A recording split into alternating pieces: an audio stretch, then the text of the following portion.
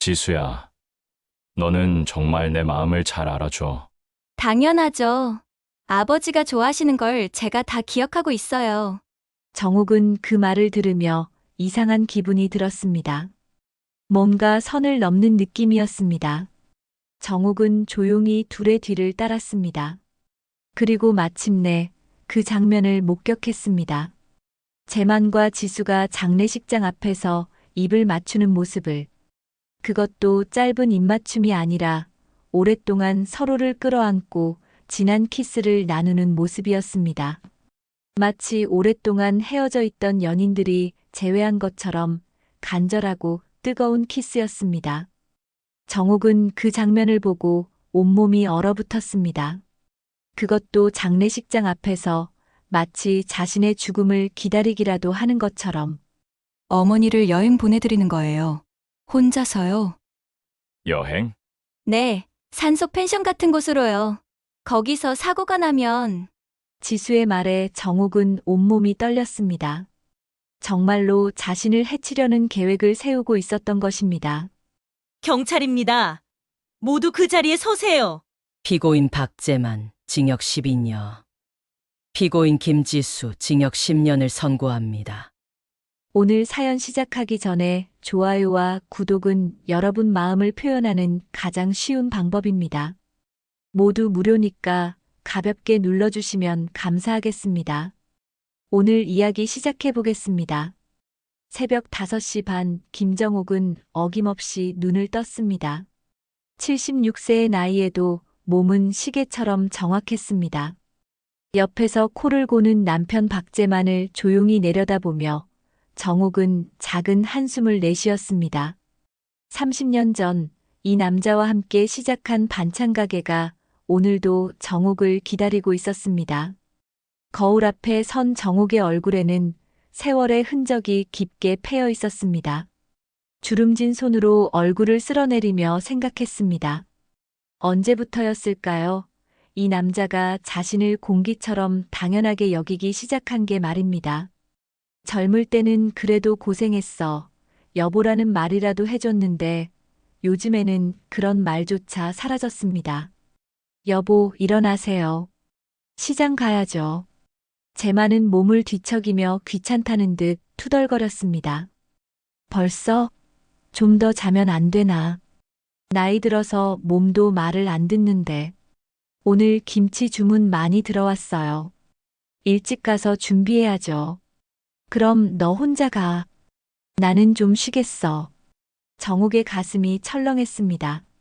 30년을 함께 일궈온 가게인데 이제는 혼자 가라고 하는군요. 하지만 말대꾸는 하지 않았습니다. 그런다고 달라질 것도 없으니까요. 아침 7시 현관문이 열리는 소리와 함께 며느리 지수의 밝은 목소리가 들렸습니다. 어머니, 안녕하세요.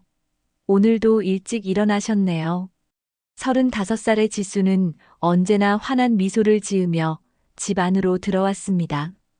깔끔하게 차려입은 옷차림에 정성스럽게 화장한 얼굴, 그리고 무엇보다 활기찬 목소리가 집 안 분위기를 바꿔놓았습니다. 지수야, 고생이 많구나. 매주 이렇게 나와서 도와주고. 무슨 말씀이세요? 가족인데 당연한 거죠. 어머니 혼자 하시기엔 너무 힘드실 것 같아서요. 지수는 능숙하게 앞치마를 두르며 부엌으로 향했습니다. 정욱은 지수의 뒷모습을 바라보며 복잡한 심정이었습니다. 고마우면서도 한편으로는 묘한 기분이 들었습니다. 결혼한 지 10년이 넘었는데도 시어머니를 이렇게 극진히 모시는 며느리가 세상에 몇이나 될까요? 아버지는 어디 계세요? 아직 자고 있어. 요즘 피곤하다고 하면서 늦게 일어나시거든. 지수의 표정이 급작스럽게 밝아졌습니다. 마치 좋은 소식을 들은 것처럼 말입니다. 그럼 제가 깨워드릴게요. 오늘 날씨가 좋으니까 산책하시라고 해야겠어요. 지수가 재만의 방 앞으로 가서 살짝 문을 두드렸습니다. 아버지, 일어나세요. 좋은 아침이에요. 아, 지수구나. 들어와, 들어와. 제만의 목소리가 갑자기 다정해졌습니다. 정옥은 그 변화를 놓치지 않았습니다. 방금 전까지 자신에게는 퉁명스럽게 굴더니 지수의 목소리를 들으니까 완전히 다른 사람이 된 것 같았습니다. 지수가 제만의 방에 들어가는 소리가 들렸습니다. 문이 닫혀 있어서 대화 내용은 정확히 들리지 않았지만 제만의 웃음소리가 간간히 새어나왔습니다. 정옥은 부엌에서 김치를 담그며 귀를 기울였습니다. 아버지, 어젯밤에 잠은 잘 주무셨어요? 지수가 와준다니까 기분이 좋아서 잘 잤어. 오늘 점심에 제가 만든 갈비찜 가져왔어요. 아버지가 좋아하시는 거예요. 역시 지수가 최고야. 우리 정옥이는 요리에 영 재능이 없어서. 정옥의 손이 잠시 멈췄습니다. 30년 동안 제만을 위해 요리해왔는데 이제 와서 재능이 없다고 하는군요. 그것도 며느리 앞에서. 그런 말씀하시면 안 돼요. 어머니가 얼마나 정성스럽게 해주시는데. 지수가 정옥을 감싸주긴 했지만 제만의 말이 가슴에 아프게 박혔습니다. 방 안에서 계속 대화가 이어졌습니다. 지수야, 너는 정말 내 마음을 잘 알아줘. 당연하죠.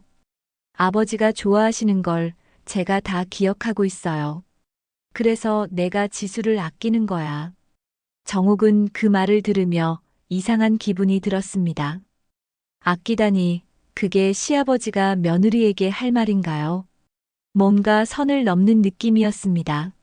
시장에 도착하자 단골 손님들이 하나둘 찾아왔습니다.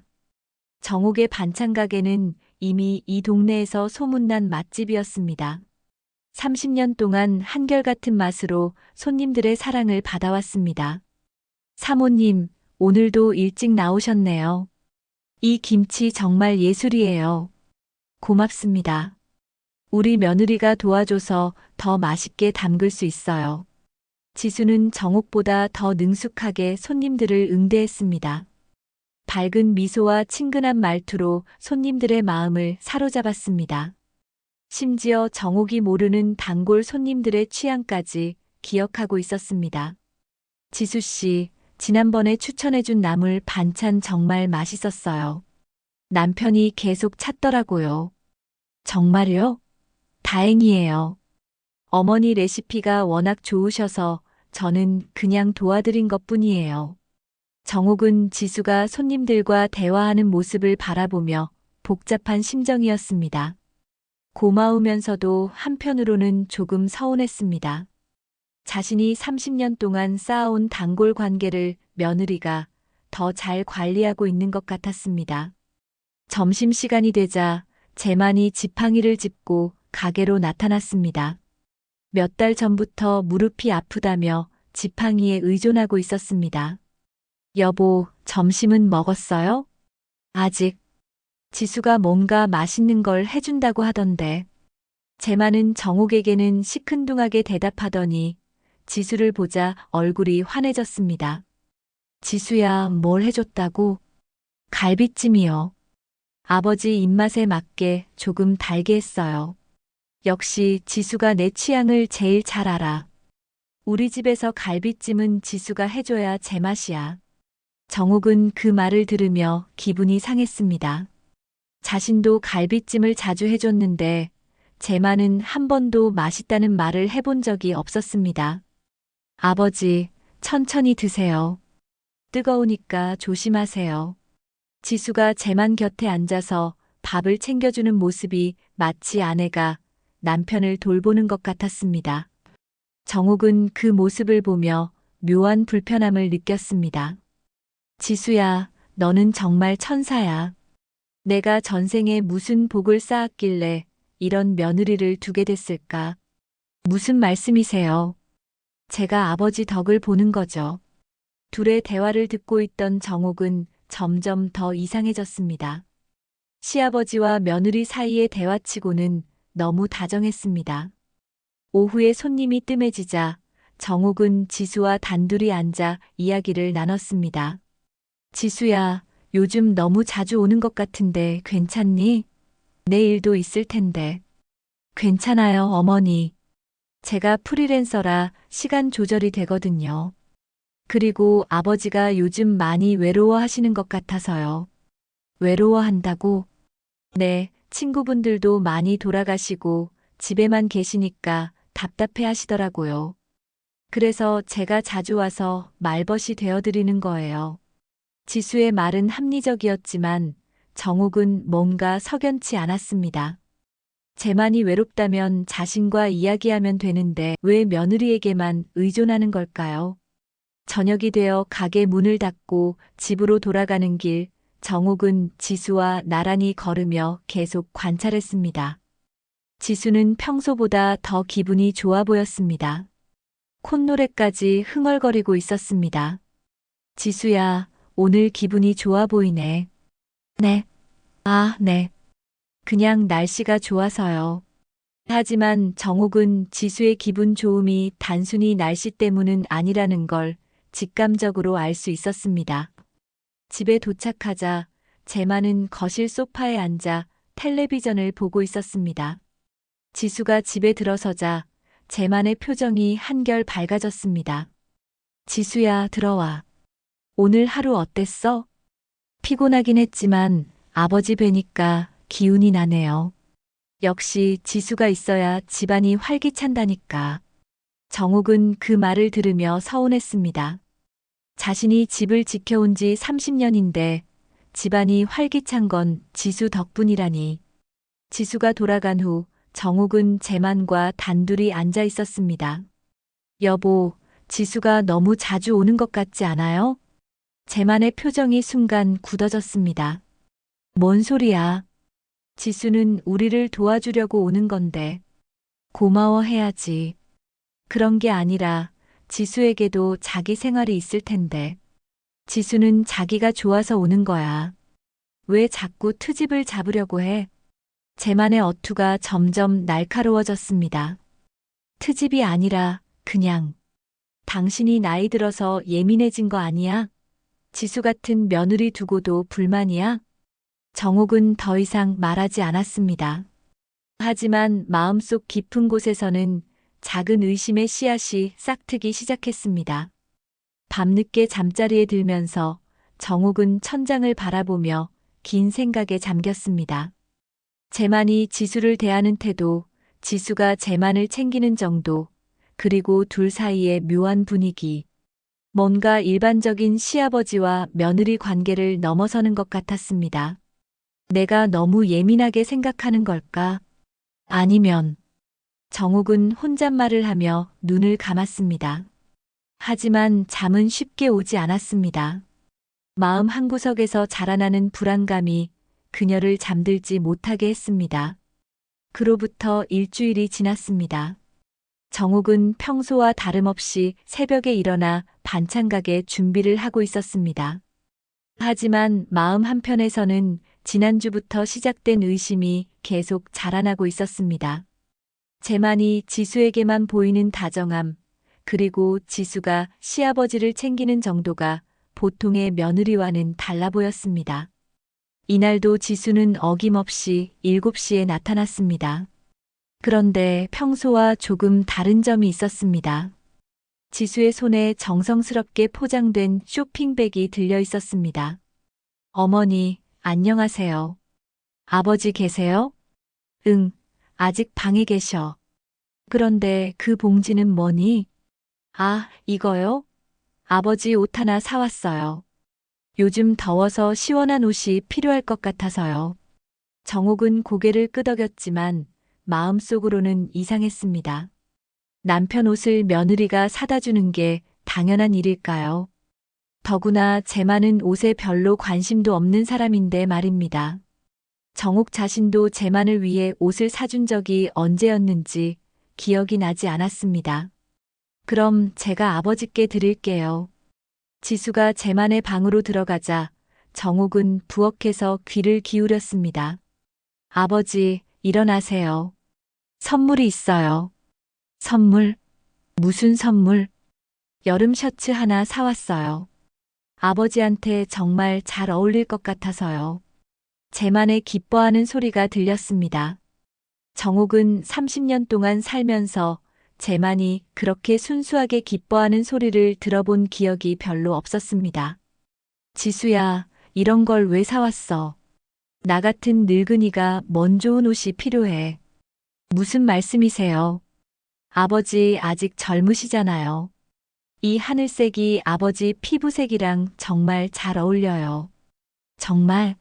한번 입어볼까? 네, 입어보세요. 잠시 후 재만이 방에서 나왔습니다.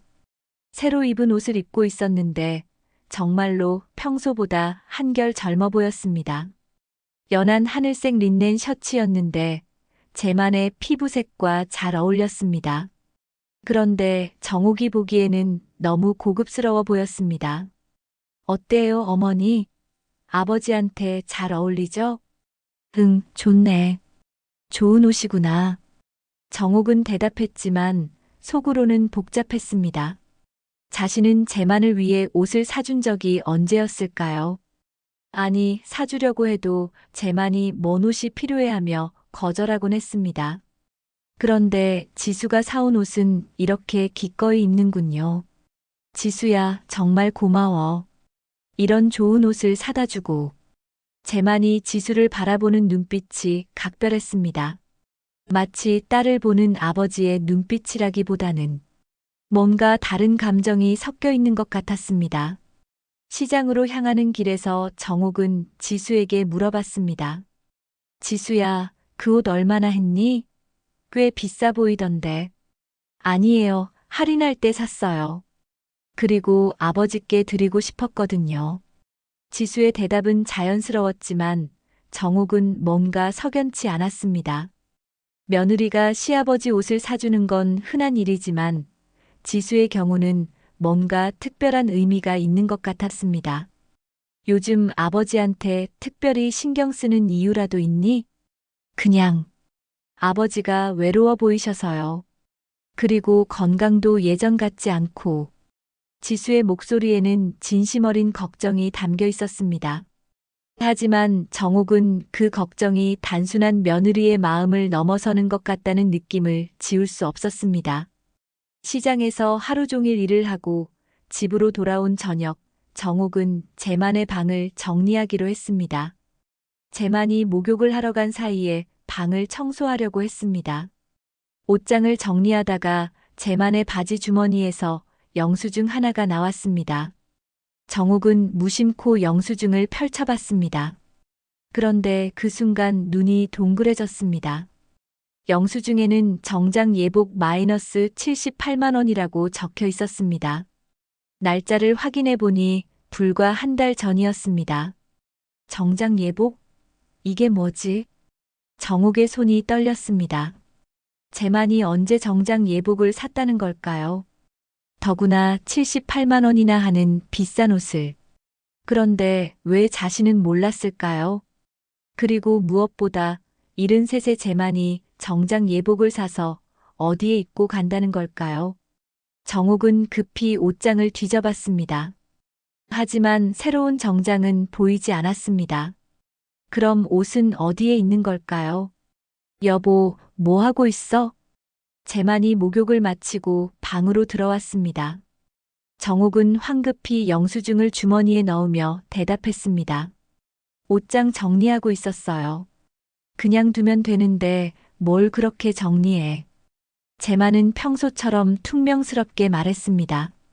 정옥은 더 이상 묻지 않았습니다. 하지만 마음속으로는 의심이 커져갔습니다.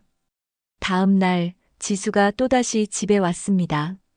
이번에는 손에 작은 가방을 들고 있었습니다. 어머니, 오늘은 시장 안 가세요? 응, 오늘은 쉬는 날이야.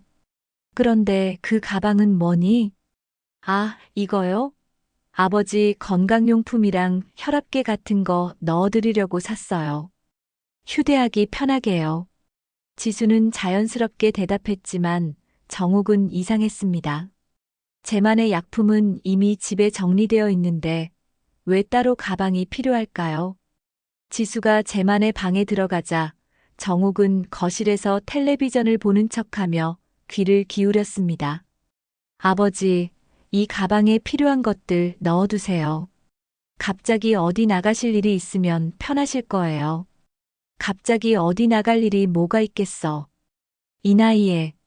그래도 외출할 때나 산책할 때 편하시잖아요. 그리고 이 충전기도 여기 넣어두세요. 충전기. 정욱은 고개를 갸웃했습니다. 제만의 휴대폰 충전기는 침실에 있는데 왜 지수가 또 다른 충전기를 가져온 걸까요? 오후에 지수가 화장실에 간 사이 정욱은 지수의 핸드백을 보게 되었습니다. 가방 입구가 살짝 열려 있었는데 그 안에서 익숙한 물건이 보였습니다. 제만이 사용하는 것과 똑같은 휴대폰 충전기였습니다. 정욱의 심장이 쿵쾅거렸습니다. 왜 지수의 가방에 제만의 충전기가 들어있는 걸까요? 혹시 제만이 지수에게 충전기를 맡긴 걸까요?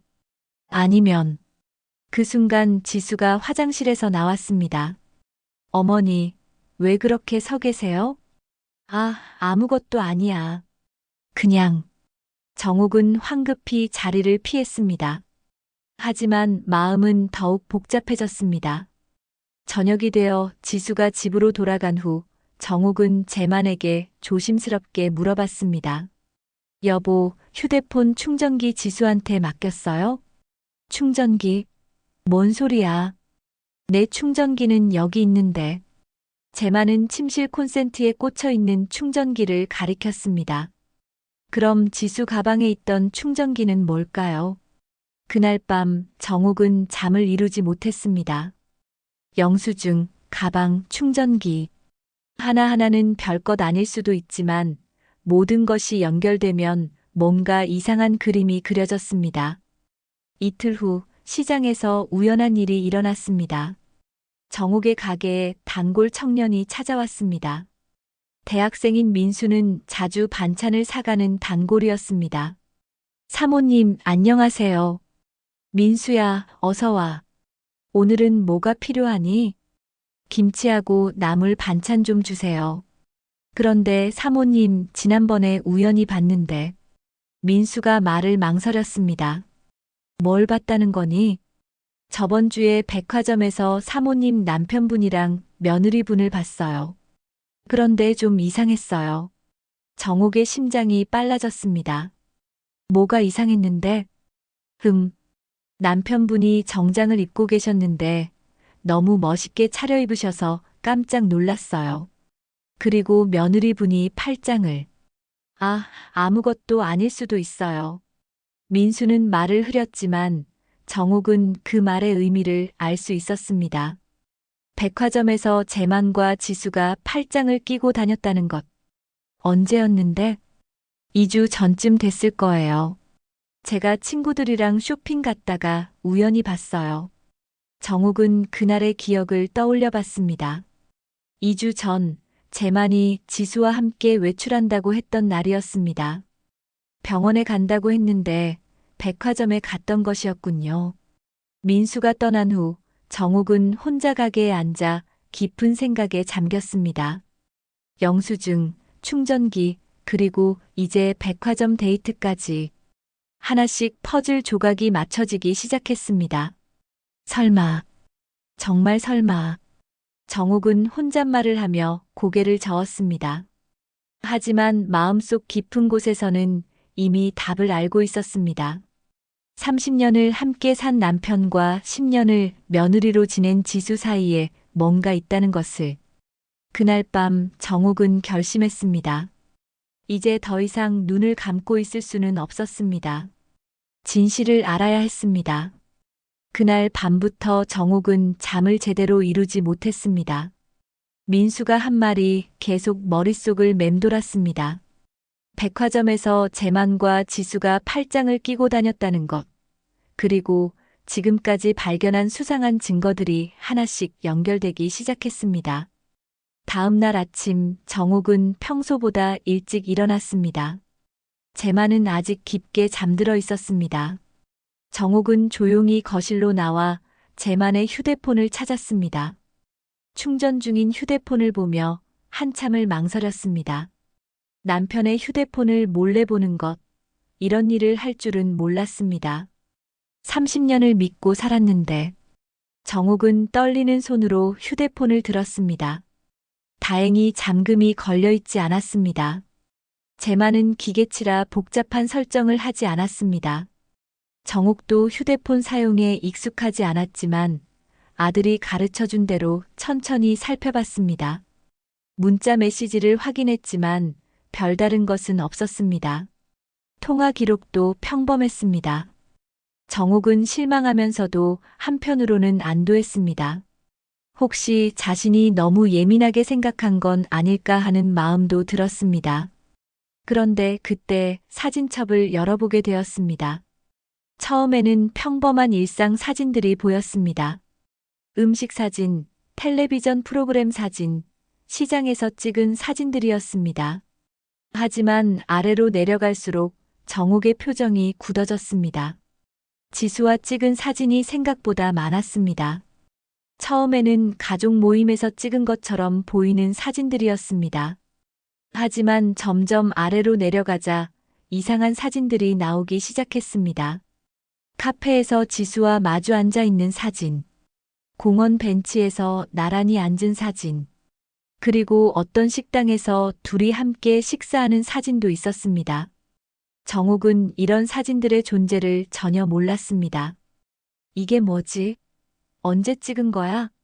정옥의 손이 더욱 떨렸습니다. 사진 날짜를 확인해 보니 지난 몇 달 동안 꾸준히 찍힌 것들이었습니다. 그런데 정옥은 제만이 지수와 단둘이 어디 나간다는 얘기를 들어본 적이 없었습니다. 더 충격적인 것은 그 다음에 나온 사진이었습니다. 고급 레스토랑으로 보이는 곳에서 찍은 사진이었습니다. 제만과 지수가 마주 앉아 있는데 둘 다 정장 차림이었습니다. 제만은 영수증에서 본 그 비싼 정장을 입고 있었고 지수도 우아한 원피스를 입고 있었습니다. 이게 데이트 사진이잖아. 정옥은 혼잣말을 했습니다. 아무리 봐도 시아버지와 며느리의 관계를 넘어서는 사진이었습니다. 둘의 표정이 너무 자연스럽고 행복해 보였습니다. 계속 사진을 넘기자 더욱 놀라운 사진이 나왔습니다. 어떤 호텔 로비로 보이는 곳에서 찍은 사진이었습니다. 제만과 지수가 나란히 서 있는데 배경이 분명 고급 호텔이었습니다. 호텔? 왜 호텔에서? 정옥은 사진을 자세히 살펴봤습니다. 제만의 옷차림이나 지수의 모습을 보니 하룻밤을 보낸 것 같았습니다. 정옥의 머릿속이 하얘졌습니다. 마지막 사진은 정옥의 심장을 먹게 만들었습니다. 제만과 지수가 손을 잡고 산책하는 사진이었습니다. 둘 다 웃고 있었고 지수는 제만의 팔에 자연스럽게 기대고 있었습니다. 민수가 본 바로 그 장면이었을 것입니다. 정옥은 휴대폰을 내려놓고 한참을 멍하니 앉아 있었습니다. 이제 의심이 아니라 확신이 들었습니다. 제만과 지수는 단순한 시아버지와 며느리 관계가 아니었습니다. 그때 제만이 잠에서 깨어 방에서 나왔습니다. 여보, 왜 이렇게 일찍 일어났어? 몸이 안 좋나? 아니에요. 그냥 잠이 안 와서요. 정옥은 평정심을 유지하려고 노력했습니다. 하지만 제만을 바라보는 시선이 예전과는 달랐습니다. 오늘 지수 오나? 응, 온다고 했어. 왜? 그냥요. 요즘 정말 자주 오는 것 같아서. 제만의 표정이 약간 경계하는 듯 했습니다. 지수는 우리를 도와주려고 오는 건데. 뭔 불만이야. 아침 9시 지수가 도착했습니다. 평소와 다름없이 밝은 미소를 지으며 인사했습니다. 하지만 정옥은 이제 그 미소가 가면 갔다는 걸 알 수 있었습니다. 어머니, 안녕하세요. 아버지는 어떠세요? 응, 좋아. 지수야, 잠깐 얘기 좀 할까? 정옥은 지수를 부엌으로 불렀습니다. 지수의 표정에 잠깐 당황하는 기색이 스쳤지만 곧 자연스러운 미소로 돌아왔습니다. 네, 어머니. 무슨 일이세요? 지수야, 너 아버지랑 요즘 어디 자주 가니? 네, 그냥 병원이랑 산책로요. 왜 그러세요? 레스토랑이나 호텔에도 가니? 지수의 얼굴이 순간 창백해졌습니다. 레스토랑이요? 아, 그게 아버지가 가끔 좋은 곳에서 식사하자고 하셔서요. 호텔은? 호텔이요? 그건 아버지 지인분 결혼식 때문에 갔었어요. 지수의 대답은 매끄러웠지만 정욱은 거짓말이라는 걸 알 수 있었습니다. 그런데 왜 나는 몰랐지? 남편이 며느리랑 호텔 가는데 어머니가 가게 일로 바쁘셔서 아버지가 저한테 부탁하셨어요. 정욱은 더 이상 묻지 않았습니다. 하지만 마음속으로는 확신했습니다. 지수가 뭔가를 숨기고 있다는 것을. 점심시간이 되자 정욱은 중요한 결정을 내렸습니다. 아들 민호에게 전화를 걸었습니다. 민호야, 엄마야. 어머니, 무슨 일이세요? 목소리가 이상한데. 민호야, 너 아버지랑 지수 얘기 좀 해야겠다. 네. 무슨 얘기요? 정욱은 지금까지 발견한 것들을 차근차근 설명했습니다. 영수증, 충전기 사진들, 그리고 민수가 본 장면까지 모든 것을 털어놨습니다. 하지만 민호의 반응은 예상과 달랐습니다. 어머니, 그게 다예요? 그런 걸로 지수를 의심하시는 거예요? 민호야, 이게 우연의 일치일 수 있겠니? 어머니가 너무 예민하게 생각하시는 것 같아요. 지수는 그런 사람이 아니에요. 제가 잘 알잖아요. 그럼 이 사진들은 뭐라고 설명할 거니? 사진이요? 아버지 모시고 다니면서 찍은 거 아니에요? 그게 뭐가 이상해요? 민호는 완전히 믿지 않는 눈치였습니다. 어머니, 지수는 아버지를 정말 잘 모셔드리잖아요. 그런 며느리 어디서 찾겠어요? 오해하지 마세요. 전화를 끊은 후 정욱은 절망감을 느꼈습니다. 아들마저 자신의 말을 믿지 않았습니다. 모든 사람이 지수를 좋은 며느리라고 생각하고 있었습니다. 그날 저녁 정욱은 혼자 앉아 깊은 생각에 잠겼습니다. 증거는 있지만 아무도 믿어주지 않는 상황이었습니다. 하지만 포기할 수는 없었습니다. 그때 우연히 컴퓨터를 켜게 되었습니다. 아들이 가르쳐준 대로 인터넷을 사용해 봤습니다. 혹시 제만의 휴대폰이 컴퓨터와 연결되어 있는지 확인해 봤습니다. 놀랍게도 제만의 휴대폰이 자동으로 사진을 백업하고 있었습니다. 컴퓨터에서 더 많은 사진들을 볼 수 있었습니다. 그리고 그곳에서 정욱은 결정적인 증거를 발견했습니다. 제만과 지수가 어떤 건물 앞에서 찍은 사진이었는데 그 건물은 다름 아닌 장례식장이었습니다. 그런데 이상한 건 둘 다 정장 차림이었고 마치 리허설을 하고 나온 것 같았습니다. 장례식장에서 뭘 하는 거지? 정욱은 사진을 자세히 살펴봤습니다. 날짜를 보니 한 달 전이었습니다. 그런데 그 시기에 제만의 지인 중에 돌아가신 분은 없었습니다. 더 놀라운 사진이 있었습니다. 장례식장 안에서 찍은 것으로 보이는 사진이었습니다. 제만과 지수가 나란히 서 있는데 뒤에는 빈관이 보였습니다. 마치 장례식 리허설을 하는 것 같았습니다. 이게 뭐야? 설마. 정욱의 머릿속에 끔찍한 생각이 스쳤습니다. 혹시 제만과 지수가 정욱의 죽음을 계획하고 있는 건 아닐까요? 그래서 미리 장례식 준비를 하고 있는 건 아닐까요? 좋아, 그럼 확실한 증거를 찾아야겠어. 정욱은 마음을 굳혔습니다. 이제부터는 더욱 조심스럽게, 하지만 확실하게 진실을 밝혀내기로 했습니다. 30년 동안 속고 살 수는 없었습니다. 밤늦게 정욱은 제만의 휴대폰 사진들을 자신의 휴대폰으로 몰래 옮겨 저장했습니다. 그리고 컴퓨터에 있는 사진들도 모두 복사해뒀습니다. 언젠가는 이 증거들이 필요할 것이라는 예감이 들었습니다. 이제 시작이야. 정욱은 혼잣말을 하며 결심을 다졌습니다. 진실을 밝혀내기 위한 본격적인 조사가 시작되는 순간이었습니다. 하지만 정옥이 발견하게 될 진실은 상상했던 것보다 훨씬 더 충격적일 것이었습니다. 정옥이 진실을 찾기로 결심한 지 2주일이 지났습니다. 그동안 정옥은 재만과 지수의 행동을 유심히 관찰했습니다.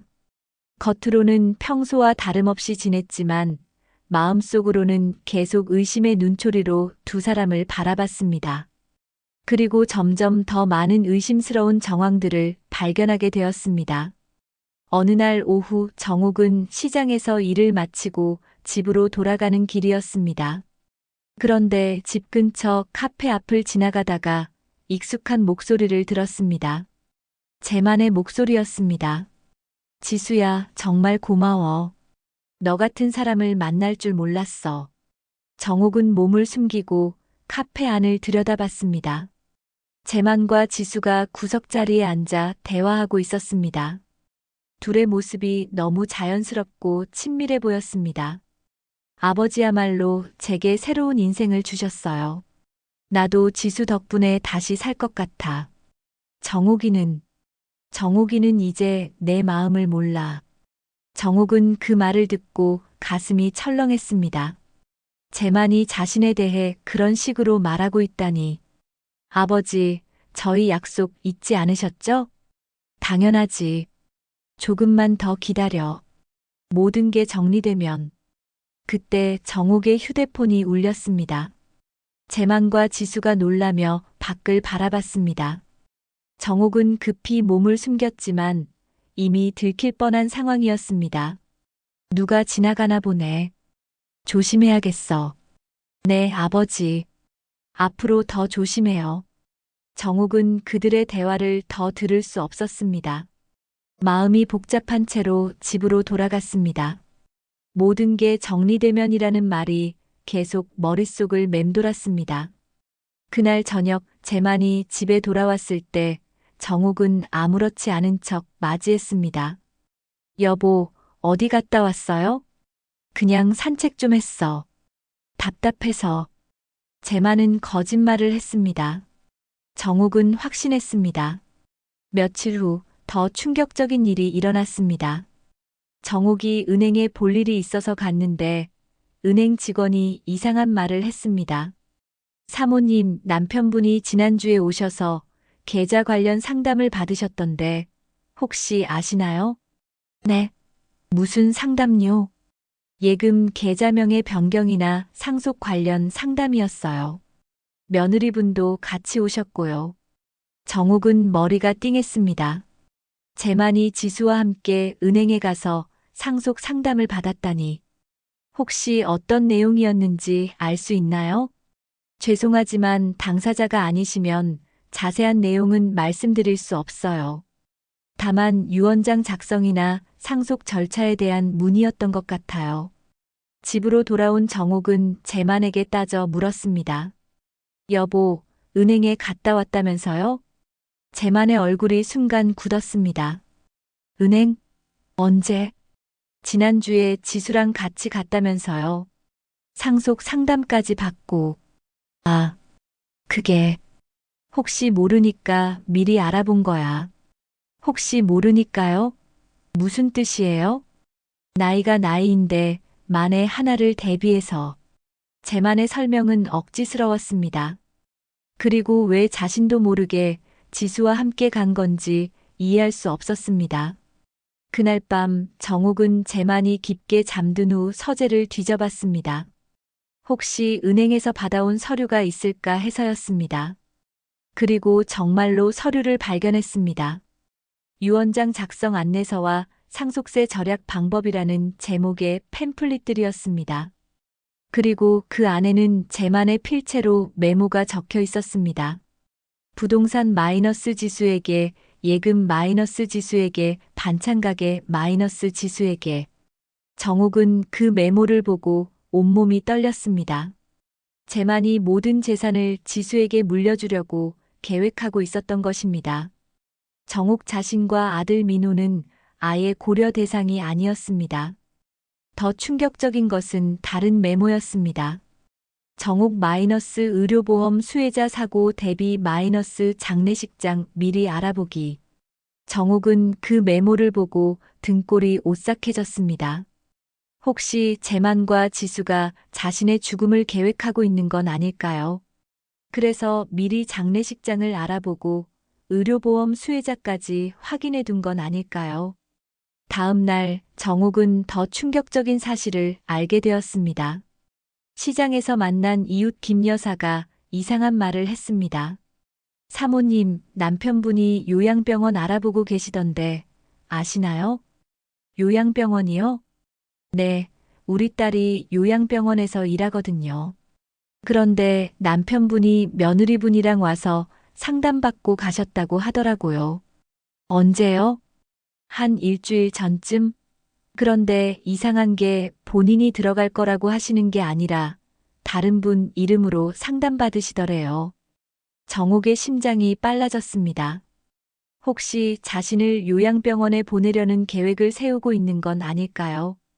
그날 저녁 정옥은 지수가 집에 왔을 때 떨리는 마음으로 관찰했습니다. 지수와 재만이 나누는 대화 하나하나가 의심스러웠습니다. 아버지, 오늘 컨디션은 어떠세요? 지수가 와주니까 기분이 좋아져. 그런데 아버지, 그 일은 언제쯤 실행할 건가요? 조금만 더 기다려. 타이밍이 중요해. 정옥은 그들이 무슨 일을 계획하고 있는지 알 수 없었지만 분명히 자신과 관련된 일이라는 확신이 들었습니다. 며칠 후 결정적인 사건이 일어났습니다. 정옥이 새벽에 화장실에 가려고 일어났는데 거실에서 이상한 소리가 들렸습니다. 조심스럽게 나가보니 재만과 지수가 소파에 앉아 조용히 대화하고 있었습니다. 지수야, 정말 괜찮겠어? 이런 일이 발각되면. 괜찮아요, 아버지. 제가 다 계획해뒀어요. 어머니는 아무것도 모르실 거예요. 그래도 조심해야 해.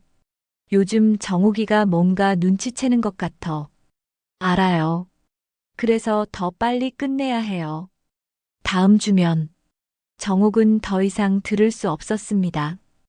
온몸이 떨리고 숨이 막혔습니다.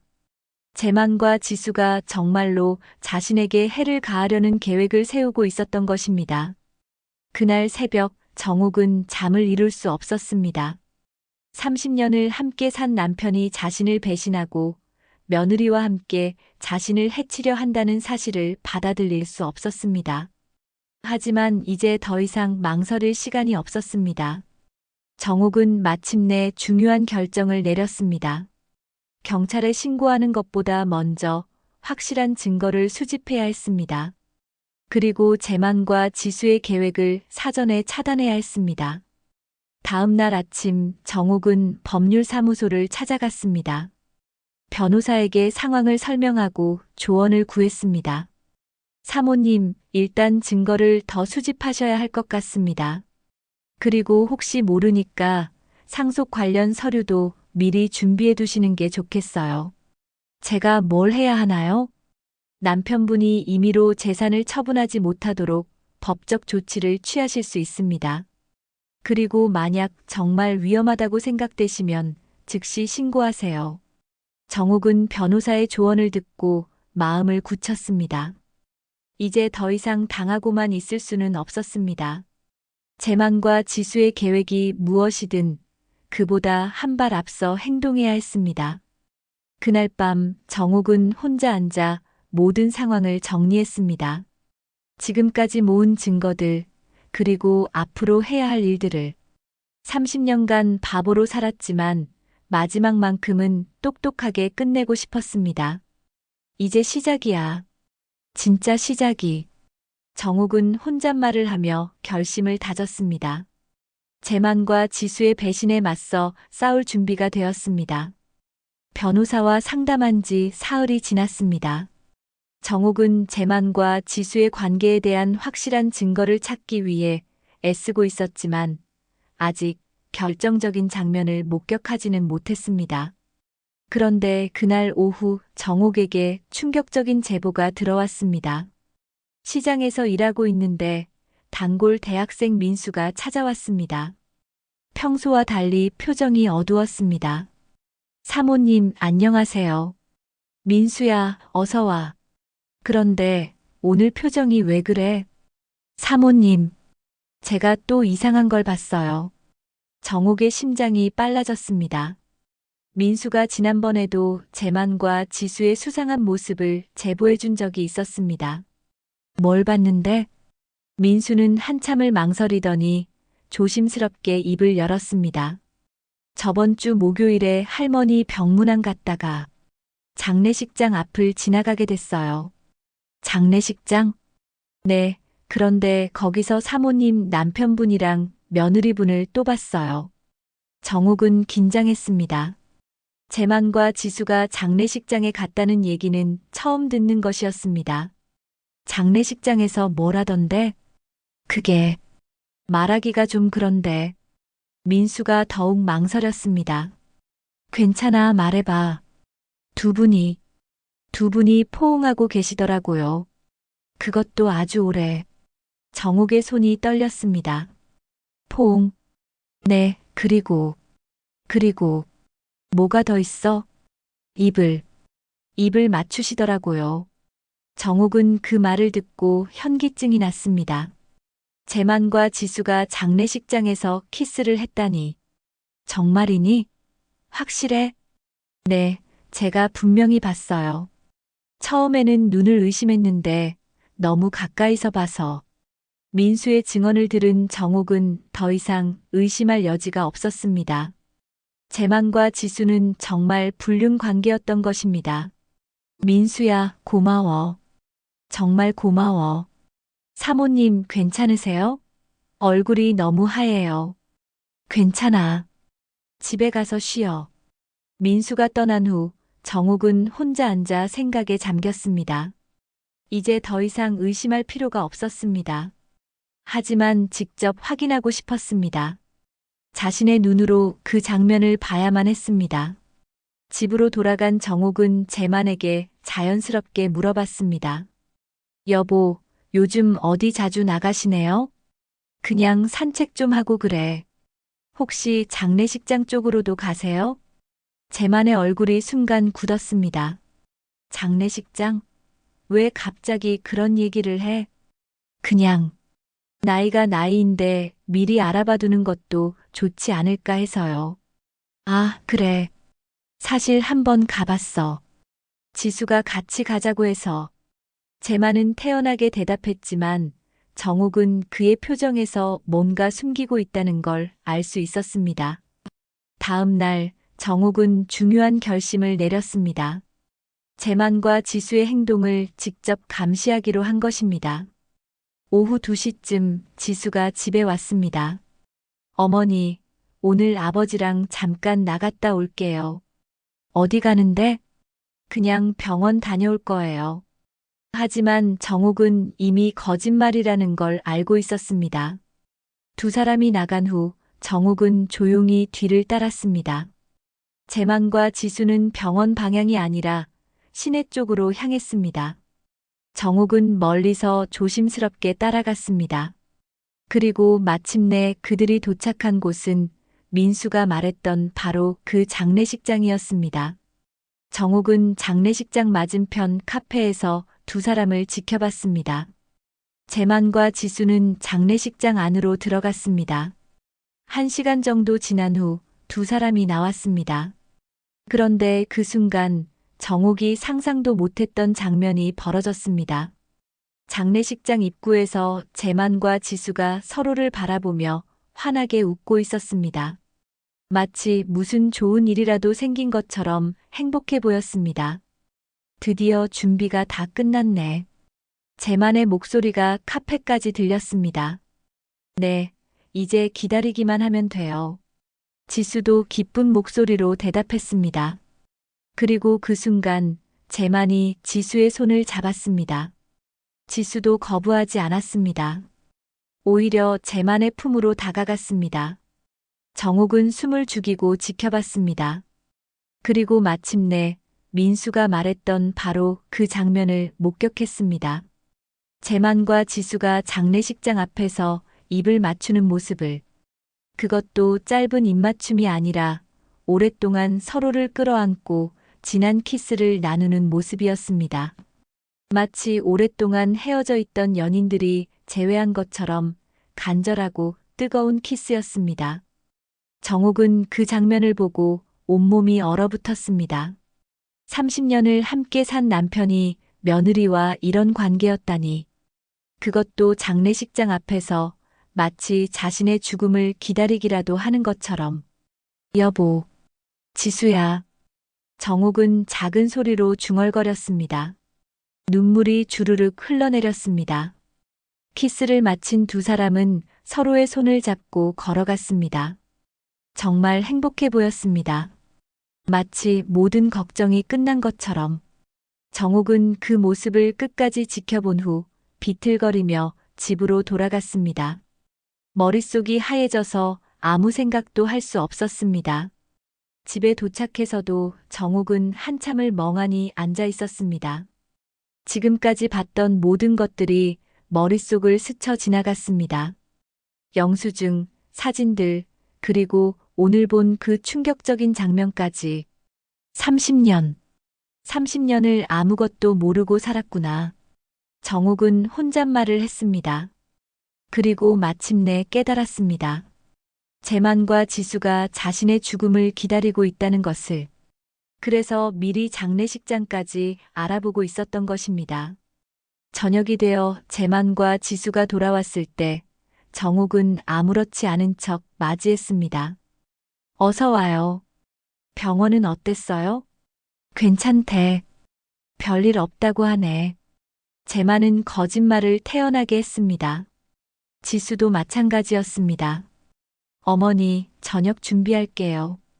고마워, 지수야. 정옥은 억지로 미소를 지었습니다. 하지만 마음속으로는 분노와 배신감이 끓어오르고 있었습니다.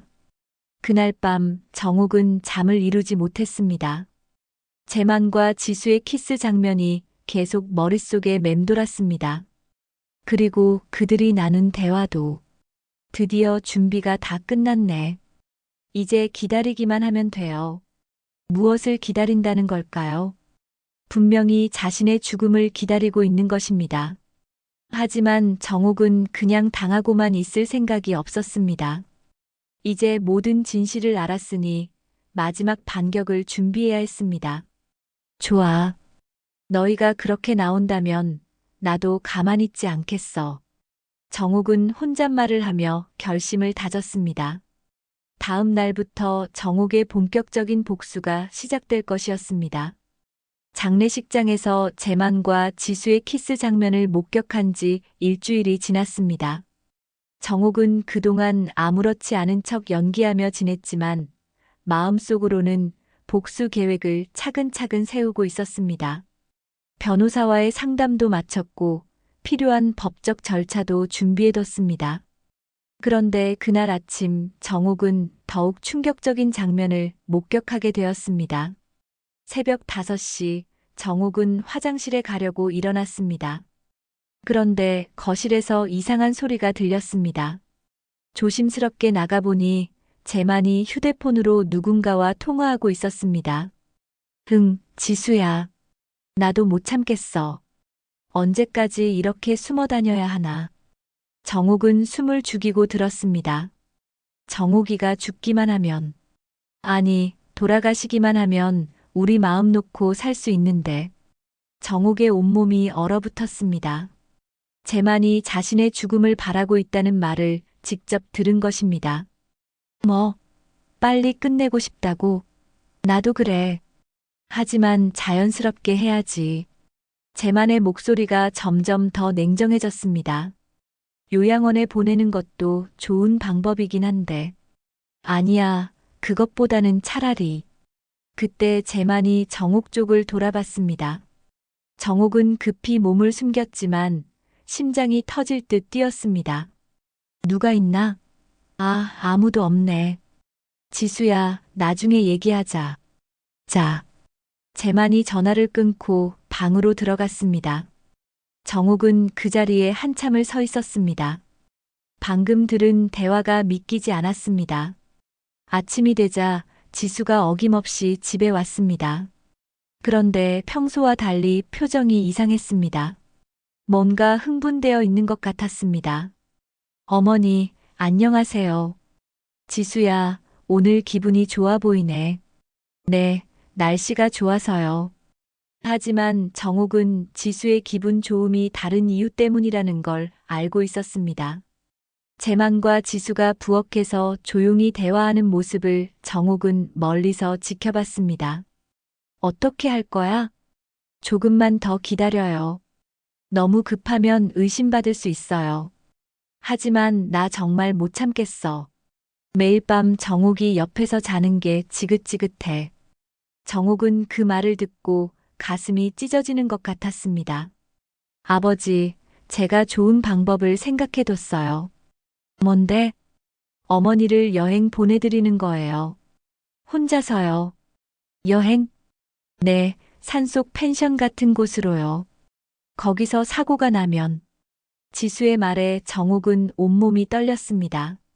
정말로 자신을 해치려는 계획을 세우고 있었던 것입니다. 지수야, 너 정말 똑똑하다. 그게 가장 자연스러운 방법이겠네. 다음 주에 실행해요. 제가 모든 걸 준비할게요. 정옥은 더 이상 들을 수 없어서 조용히 자리를 피했습니다. 손이 떨려서 걸을 수도 없었습니다. 오후에 정옥은 급히 은행으로 향했습니다. 재만과 지수의 계획을 확인해야 했습니다. 안녕하세요. 박재만 씨 부인 김정옥입니다. 아, 안녕하세요. 무슨 일로 오셨나요? 남편이 최근에 계좌 관련 상담을 받았다고 들었는데 확인 좀 해주세요. 은행 직원이 컴퓨터를 확인해 보더니 놀란 표정을 지었습니다. 이상하네요. 어제 남편분이 와서 생명보험 수혜자를 변경하셨어요. 누구로요? 김지수 씨요. 그리고 보험료도 크게 늘리셨고요. 정옥은 그 말을 듣고 현기증이 났습니다. 얼마나 늘렸나요? 5억 원이요. 갑작스러운 사고나 질병으로 사망할 경우 지급되는 보험이에요. 정옥의 다리에 힘이 빠졌습니다. 재만이 자신의 죽음에 대비해서 거액의 보험까지 준비해뒀던 것입니다. 언제 가입하셨나요? 한 달 전이요. 부인분 명의로 된 보험이에요. 정옥은 모든 걸 이해했습니다. 재만과 지수가 자신을 죽이고 보험금까지 타내려는 계획이었던 것입니다. 집으로 돌아가는 길에 정옥은 변호사에게 전화를 걸었습니다. 선생님, 급한 일이 생겼어요. 지금 당장 만날 수 있을까요? 무슨 일이세요? 제 생명이 위험해요. 남편과 며느리가 저를 죽이려고 해요. 1시간 후 정옥은 변호사 사무소에 앉아 있었습니다. 사모님, 정말 심각한 상황이네요. 경찰에 신고하시는 게 좋겠어요. 아직은 안 돼요. 확실한 증거가 더 필요해요. 그럼 어떻게 하시겠어요? 제가 계획이 있어요. 그들이 저를 속이려 한다면 저도 그들을 속이겠어요. 정옥은 변호사에게 자신의 계획을 설명했습니다. 변호사는 놀란 표정으로 들었습니다. 정말 그렇게 하시겠어요? 네, 이제 더 이상 당하고만 있을 수는 없어요. 집으로 돌아온 정옥은 재만과 지수가 거실에서 텔레비전을 보고 있는 모습을 봤습니다. 둘은 너무 자연스럽게 앉아 있었습니다. 마치 진짜 부부인 것처럼. 다녀왔어요. 어디 갔다 왔어? 은행에 좀 갔다 왔어요. 재만과 지수가 서로를 바라보며 의미심장한 눈빛을 교환했습니다. 저녁 식사 시간에 정옥이 폭탄 발언을 했습니다. 여보, 지수야, 할 말이 있어요. 뭔데? 내가 혼자 여행을 가려고 해요. 재만과 지수의 눈이 반짝였습니다. 갑자기 웬 여행? 요즘 스트레스가 많아서요. 혼자만의 시간이 필요할 것 같아요. 좋은 생각이야. 어디로 갈 건데? 산속 펜션 같은 곳으로요. 조용한 곳으로. 지수가 급히 끼어들었습니다. 어머니, 제가 좋은 곳 알아봐 드릴까요? 그럴까? 고마워, 지수야. 그날 밤 정옥은 재만과 지수가 또다시 비밀 대화를 나누는 걸 들을 수 있었습니다. 지수야, 드디어 기회가 왔다. 네, 제가 완벽한 장소를 알아봤어요. 사고 나기 딱 좋은 곳이에요. 정말? 어디? 절벽 근처 펜션이에요. 혼자 산책하다가 미끄러져 떨어지면. 지수야, 너 정말 천재야. 정욱은 그들의 대화를 녹음했습니다. 이제 결정적인 증거를 손에 넣었습니다. 다음 날 아침 정욱은 지수에게 말했습니다. 지수야, 펜션 예약 부탁해. 이번 주말에 갈게. 네, 어머니. 제가 모든 걸 준비해 드릴게요. 지수의 얼굴에는 악마 같은 미소가 떠올랐습니다. 하지만 지수는 몰랐습니다. 정옥이 이미 모든 걸 알고 있다는 것을, 그리고 완벽한 복수 계획을 세워뒀다는 것을. 지수야, 고마워. 정말 좋은 며느리를 뒀어. 정옥도 미소를 지었습니다. 하지만 그 미소 뒤에는 차가운 분노가 숨어 있었습니다.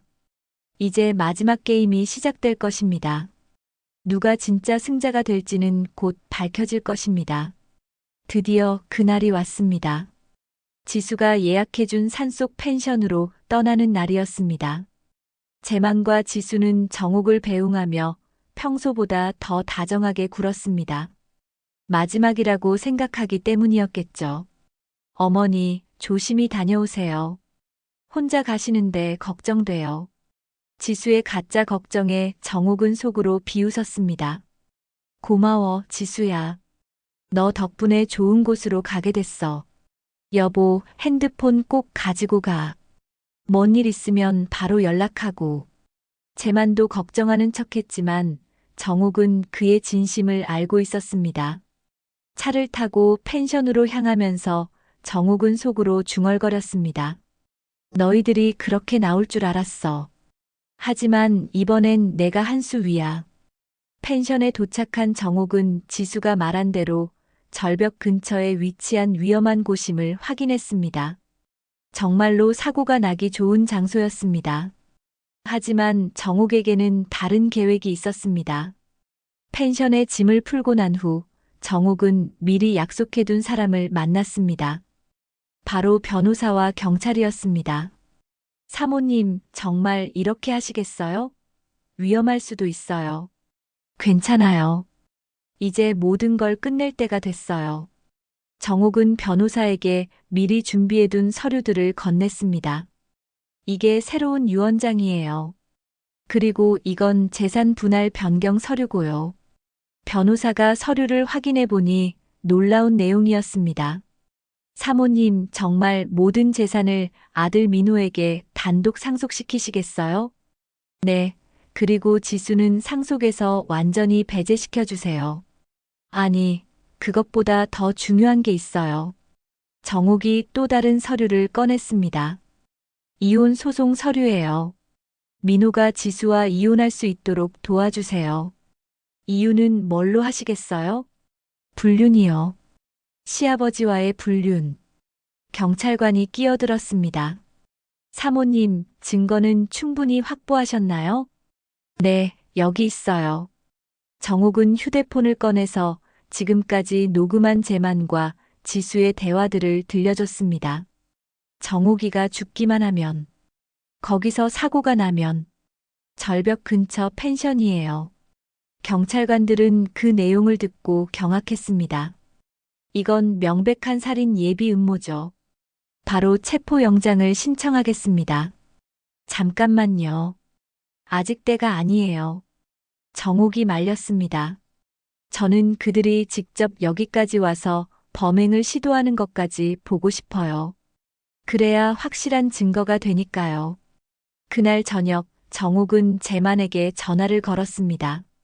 여보, 펜션 정말 좋아요. 공기도 맑고. 그래, 다행이네. 잘 쉬어.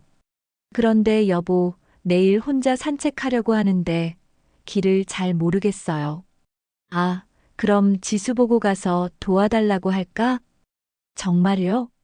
그럼 고마워요. 전화를 끊은 정옥은 미소를 지었습니다. 재만과 지수가 미끼를 물 것이라는 확신이 있었습니다. 다음 날 오후 예상대로 지수가 펜션에 나타났습니다. 하지만 혼자 온 게 아니었습니다. 재만도 함께 왔습니다. 어머니, 저희가 왔어요. 어머, 아버지까지 왜 오셨어요? 지수 혼자 보내기 걱정돼서 나도 따라왔어. 정옥은 속으로 쾌재를 불렀습니다. 두 사람이 모두 온 것입니다. 그럼 우리 같이 산책할까요? 날씨도 좋고. 좋아요, 어머니. 네 사람은 펜션 뒤편 산길로 향했습니다. 정옥은 일부러 절벽 쪽으로 걸어갔습니다. 여기 경치가 정말 좋네요. 절벽 끝에 서서 정옥이 말했습니다. 재만과 지수가 서로를 바라보며 눈빛을 교환했습니다. 어머니, 위험해요. 뒤로 물러서세요. 지수가 말했지만 오히려 정옥 쪽으로 다가왔습니다. 괜찮아요. 경치를 더 보고 싶어서. 그때였습니다. 지수가 갑자기 정옥의 등을 밀었습니다. 어머니. 하지만 정옥은 미리 준비하고 있었습니다. 재빨리 몸을 돌려 지수의 손목을 잡았습니다. 뭐 하는 거니? 어머니, 실수였어요.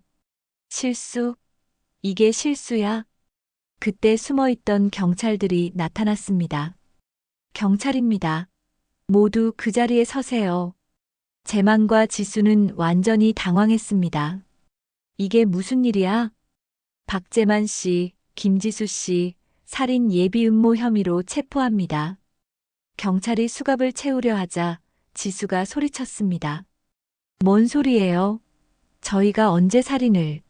모든 증거가 다 있어요.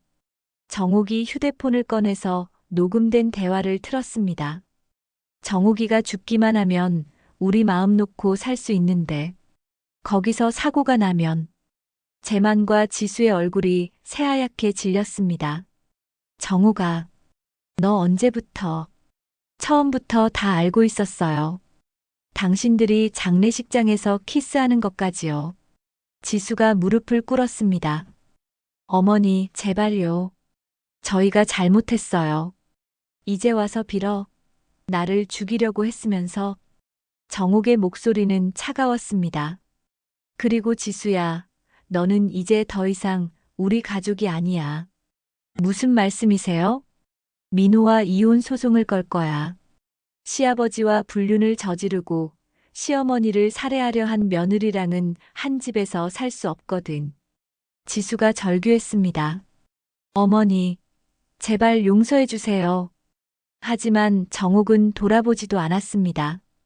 경찰차에 끌려가는 재만이 마지막으로 소리쳤습니다. 정옥아, 미안해. 미안하다고. 30년을 나와 살면서 지금 와서 미안하다고. 정옥은 냉소를 지었습니다. 당신들 덕분에 깨달았어. 바보로만 살 순 없다는 걸. 그날 저녁 정옥은 아들 민호에게 전화를 걸었습니다. 민호야, 엄마야. 어머니, 무슨 일이에요? 지수가 체포됐다는 연락을 받았는데. 응, 모든 게 끝났어. 이제 진실을 얘기해 줄게. 정옥은 민호에게 지금까지 있었던 모든 일을 설명했습니다. 민호는 충격을 받고 말을 잇지 못했습니다. 어머니, 정말 몰랐어요. 지수가 그런 사람인 줄. 괜찮아, 민호야. 이제 우리 새로 시작하자. 그날 밤 정옥은 혼자 펜션에 앉아 생각했습니다. 30년을 바보로 살았지만 마지막에는 똑똑하게 끝낼 수 있었습니다. 이제야 진짜 내 인생이 시작되는구나. 정옥은 창밖을 바라보며 미소를 지었습니다. 내일부터는 정말 자유로운 삶을 살 수 있을 것입니다. 재만과 지수가 체포된 지 석 달이 지났습니다. 법원에서는 연일 화제가 된 이 사건의 재판이 진행되고 있었습니다. 언론에서는 며느리와 시아버지의 충격적인 불륜과 살인 음모라며 대서특필했습니다.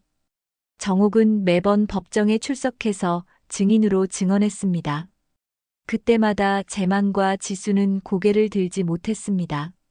피고인 박재만은 30년간 함께 산 아내를 배신하고 며느리와 불륜을 저지른 후 아내를 살해하려 했습니다. 피고인 김지수는 시어머니를 친어머니처럼 모시는 척하며 10년간 계획적으로 접근해 불륜을 저질렀습니다. 검사의 신랄한 논고에 방청석에서는 웅성거림이 일었습니다. 특히 피고인들은 피해자 명의로 거액의 생명보험에 가입하고 수혜자를 김지수로 변경한 후 치밀하게 살인을 계획했습니다.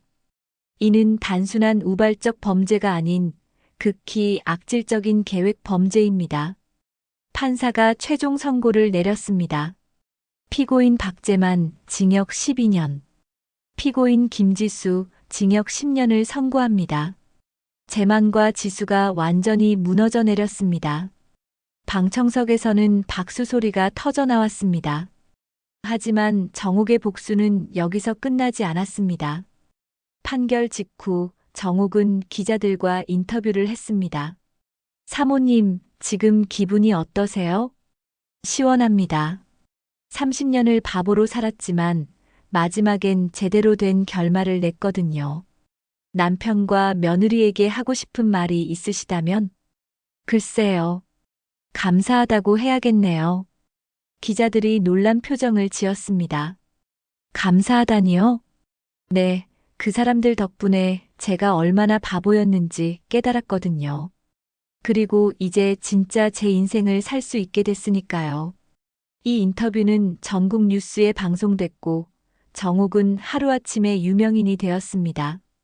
한 달 후 정옥은 특별한 선택을 했습니다. 교도소로 면회를 가기로 한 것입니다. 먼저 지수를 만났습니다. 지수는 완전히 다른 사람이 되어 있었습니다. 파리한 얼굴에 푸석한 머리, 그리고 생기 없는 눈빛. 어머니. 지수가 떨리는 목소리로 말했습니다. 안녕, 지수야. 정옥은 담담하게 인사했습니다. 어머니, 정말 죄송해요. 제가 미쳤었어요. 제발 용서해 주세요. 용서? 나한테 용서를 구하는 거야? 네, 어머니. 저 정말 후회하고 있어요. 정옥은 차가운 미소를 지었습니다. 지수야, 너 민호랑 이혼 확정됐다는 거 알지? 지수의 얼굴이 더욱 하얗게 변했습니다. 그리고 너 앞으로 10년 동안 여기서 살아야 해. 나가면 45살이겠네. 어머니, 그때가 되면 누가 너를 받아줄까? 시아버지랑 불륜하고 시어머니 죽이려 한 여자를. 지수가 울기 시작했습니다. 그리고 참, 너희가 타내려고 했던 5억 원 보험금, 그거 내가 다 취소했어. 한 푼도 못 받아. 어머니, 제발. 10년 후에 나가면 갈 곳도 없고, 돈도 없고, 받아줄 사람도 없을 거야. 그때 생각해봐. 내가 나한테 뭘 했는지. 정옥은 일어서며 마지막 한마디를 던졌습니다. 지수야, 이제 너도 바보가 뭔지 알게 될 거야. 다음은 재만을 만났습니다. 재만은 지수보다 더 초라한 모습이었습니다. 정옥아, 여보가 아니라 사모님이라고 해요. 정옥의 차가운 말에 재만이 움찔했습니다. 사모님, 정말 미안해요. 미안하다고? 30년을 나랑 살면서 지금 와서 내가 정신이 나갔었어요. 제발 용서해 주세요. 용서? 당신이 나한테 용서를 구할 자격이 있다고 생각해요? 재만이 무릎을 꿇었습니다. 제발요, 정옥 씨.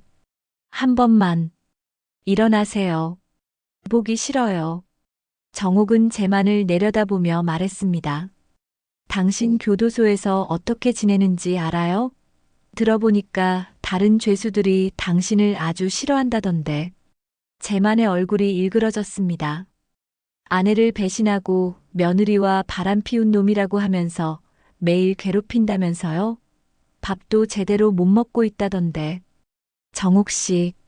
그리고 참, 우리 집 팔았어요. 당신 이름 다 빼고 재만이 충격을 받은 표정을 지었습니다. 반찬 가게도 민호 이름으로 바꿨고 당신 통장도 다 정리했어요. 나갈 때 당신 앞으로 온 건 아무것도 없을 거예요. 그럼 나는 거리에서 구걸이나 하세요. 아니면 지수랑 같이 굶어 죽든지. 정옥은 일어서며 마지막 폭탄을 터뜨렸습니다. 아, 그리고 당신 장례식장 예약했던 거 있잖아요. 그거 취소하고 제 돈 다 돌려받았어요. 대신 당신 무덤 자리나 하나 사뒀어요. 공동묘지 제일 구석진 곳에. 재만이 완전히 절망한 표정을 지었습니다. 언젠가 당신이 정말로 죽으면 거기 묻어줄게요. 물론 장례식은 안 해주겠지만. 교도소를 나오면서 정옥은 속이 시원했습니다. 진짜 복수는 이제 시작이었습니다. 며칠 후 정옥은 또 다른 계획을 실행에 옮겼습니다. 재만과 지수의 이야기를 책으로 쓰기로 한 것입니다. 출판사에서 연락이 왔어요. 사모님 이야기를 책으로 내고 싶다고 하는데요. 정말요? 네, 제목도 정했어요. 반찬가게 30년 내 손으로 다 끝냈습니다. 책은 출간되자마자 베스트셀러가 되었습니다. 전국의 중년 여성들이 정옥의 이야기에 열광했습니다. 정옥 선생님 정말 대단해요. 저도 선생님처럼 용기 내서 남편한테 당당하게 말했어요. 책 사인 회장은 매번 사람들로 붐볐습니다. 더 놀라운 일은 따로 있었습니다. 정옥의 이야기가 드라마로 제작된 것입니다. 사모님, 드라마 제작진에서 자문 요청이 왔어요. 출연료도 상당하고요. 정말요? 드라마 바보는 끝이다는 시청률 40%를 넘기며 국민 드라마가 되었습니다. 정옥은 일약 스타가 되었습니다. 그로부터 1년 후 정옥은 자신만의 요리 프로그램을 갖게 되었습니다. 안녕하세요. 정옥쌤의 진짜 요리의 김정옥입니다. 오늘은 시청자분께서 보내주신 사연을 읽어보겠습니다. 정옥쌤, 저도 남편한테 속고 살았는데 쌤 보고 용기 내서 이혼했어요. 이제 새로운 인생 시작하려고 하는데 축하 요리 하나 가르쳐 주세요. 정옥은 환하게 웃으며 말했습니다. 축하드려요. 오늘은 특별히 새 출발 김치를 만들어 보겠습니다. 방송 후 정옥에게는 매일 펠레터가 쏟아졌습니다. 정옥쌤 덕분에 제 인생이 바뀌었어요. 정옥쌤이 제 인생의 은인이에요. 어느 날 정옥은 재만과 지수가 수감된 교도소 앞에 거대한 광고판이 설치된 것을 봤습니다. 자신의 요리 프로그램 광고였습니다. 교도소에서도 이 광고가 보이겠네. 정옥은 만족스러운 미소를 지었습니다. 재만과 지수가 매일 이 광고를 보면서 얼마나 후회할까 생각하니 더욱 기분이 좋았습니다. 그날 저녁 정옥은 새집 거실에 앉아 있었습니다. 강남의 고급 아파트였습니다. 책과 드라마 그리고 방송으로 번 돈으로 산 집이었습니다. 벽에는 자신의 사진들이 걸려 있었습니다. 책 사인의 사진, 드라마 세트장 사진, 방송국에서 찍은 사진들. 김정옥, 정말 대단하다. 정옥은 거울 속 자신을 보며 말했습니다. 예전과는 완전히 다른 모습이었습니다. 자신감 넘치는 얼굴, 당당한 어깨, 그리고 무엇보다 행복한 미소. 휴대폰이 울렸습니다. 민호에게서 온 문자였습니다. 어머니, 내일 새로운 여자친구 소개해드릴게요. 이번엔 정말 좋은 사람이에요. 정옥은 미소를 지으며 답장을 보냈습니다. 좋아, 엄마가 직접 확인해 볼게. 이번엔 제대로 된 며느리인지. 이제 정옥에게는 진짜를 가려내는 눈이 있었습니다. 그리고 그 누구도 자신을 속일 수 없다는 자신감이 있었습니다. 30년을 바보로 살았지만 이제는 아무도 나를 바보로 만들 수 없어. 정옥은 창밖을 바라보며 마지막으로 중얼거렸습니다. 재만아, 지수야. 고마워. 너희 덕분에 내가 진짜 김정옥이 될 수 있었어. 그리고 내일도 자신의 이름으로 당당하게 살아갈 준비를 했습니다. 진짜 김정옥의 인생은 이제 막 시작된 것입니다. 여러분, 정옥 씨의 이야기 어떠셨나요? 30년을 바보로 살았다고 생각했지만 마지막에는 누구보다 똑똑하게 진실을 밝혀내고 완벽한 복수를 해냈습니다. 정말 나이는 숫자에 불과하다는 걸 보여준 것 같아요. 혹시 여러분도 비슷한 경험이 있으시거나 주변에서 이런 일을 목격하신 적이 있으시다면 댓글로 공유해 주세요. 댓글은 무료니까요. 그리고 정옥 씨처럼 용기 있게 진실을 밝혀낸 분들의 이야기를 더 보고 싶으시다면 좋아요 버튼 꾹 눌러주시고 구독도 부탁드려요. 물론 이것들도 모두 무료입니다. 여러분의 작은 클릭 하나가 이런 감동적인 이야기들을 더 많이 만날 수 있게 해주거든요. 그럼 다음에도 더 흥미진진한 이야기로 찾아뵙겠습니다. 감사합니다.